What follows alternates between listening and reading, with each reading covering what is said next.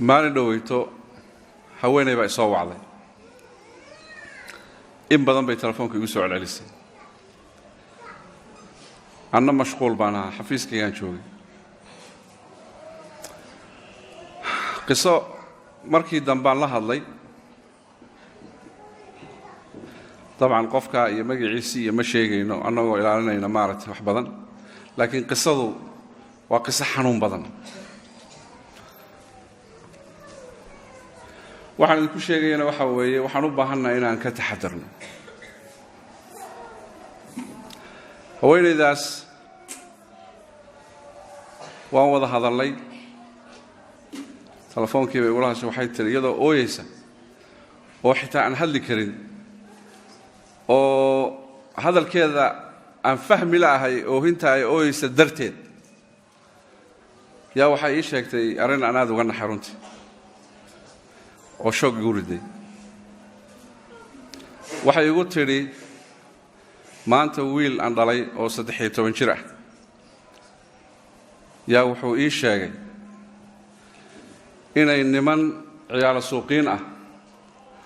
oo superpower iyo wax la mid ah ay isticmaalayeen muddo 7 sano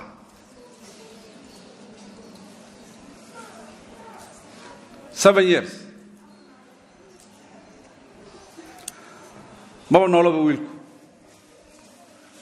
dugsiga markuu ka soo baxo jidkay u istaagaan bal dugsigay ugu tagaan iskuulkay ugu tagaan 7 sano bay isticmaalayeen rag waaweyn dhowr iyo 20 jir ah ma noola haweeneydii waxa la waxay samayso malaha way iska ooyeysaa maxaan sameeyaa bay leedahay ila taliya waxay la qabta wiilku intuu kaxeeyey ayuu wuxuu tusay qaar ka mid ah raggii faaxishada ku sameynayay korka ka tusay waa islii meel kale ma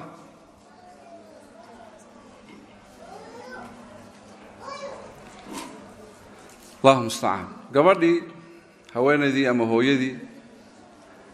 waxay tiri aabihiis hadduu waxa maqlo suurtagal waxa horta nimankii inuu dilo oo gacan ula tago oo kow ka siiyo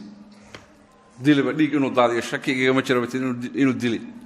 taaday dhacdana waa ka sii daran tahay sheekadu bal xataa wiilkan ka yaabay inuu dilo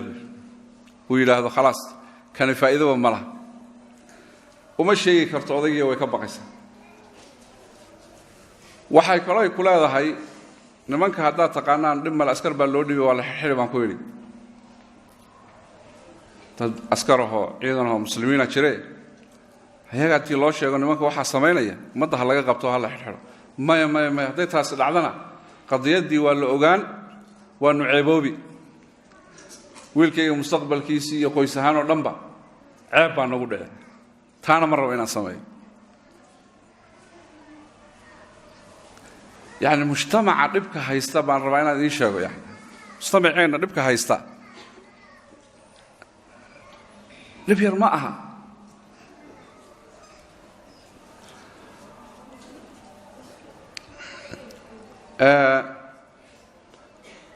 talooyinka asiyay waxa kamida dabarta inay Ilaahay subhanahu wa ta'ala u laabato wiilkana wiilku markii dambe uu isdhiibay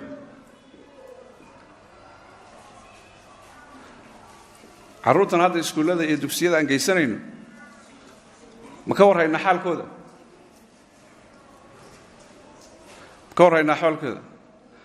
si waan u eedeeyay gabadha waxaan ku yiri wax 7 sano socday inaad adoo hooyaa garan weydo horta gaabis baa meesha ku jiraan ku yiri midda koowaad hooyadu door weyn beelada ilmaha dhaqdhaqaaqiisa meeshuu aado jirkiisa wax walba waa inay ogaato laakiin maxayna lagu saliday naaga guriga ka shaqeeya damba kama laha hooyadii kuwaas laga yaabo hadii xataa kuwa yareeyna loo qubeynay inay u qubeeyaan waxba kama oga dumarku waxba kama oga badan oo kamida runta fiican soma hadi musiiba مسؤولية ضرو حابان كل تلي وحكم إذا هرتا ويلك إن هالكن لقاك حيو ما دام بيأفها سيدا أي تهاي نمكي لبعضها كوسا من شرين أي شوغان وحيش يكتين الصوماليا كسو تشيدو الصومالي جيبان كوري ما شريركين كسو تشيدو بالمركة هوري حكر لح بحب إذن تقول لك أنت كوسي لح شرو وحوي حتى نفتي سو بقى هوش وسعنس تلاذو أبينا وشك بانكوري هدور وهدي له وحلا قارن كرما وحلا قارن كري وحلا قارن كريم باتشرا تنو كله وحلا قارن كرما nimankaasna waxba wiil isagu aad iyo caab malaha waa la farxumeeyay waa la xoog waa la dhibaateeyay ummadda laga qabto caruur dambe oo Soomaaliyeed iyo wiilal dambe oo Soomaaliyeedna dhibaateeyay nimankaana soo sheeg baan ku yiri meel baa looga soo hariyay almuhiim waxaan igu sheegay qisada waxa weeye kulligeen hooyooyin baatiin kulligeen aabayaal baan nahay waxa markaad maqasho markiiba caruurtaadii baa kugu soo dhacaysa Soomaa markiiba kuwaad eedada wahayd iyo kuwaad habarta wahayd baa kugu soo dhacaysa Soomaa jira marka Soomaaliya fidnada ka jirta meeshan wax maskaxda bani'aadamka gali kara ma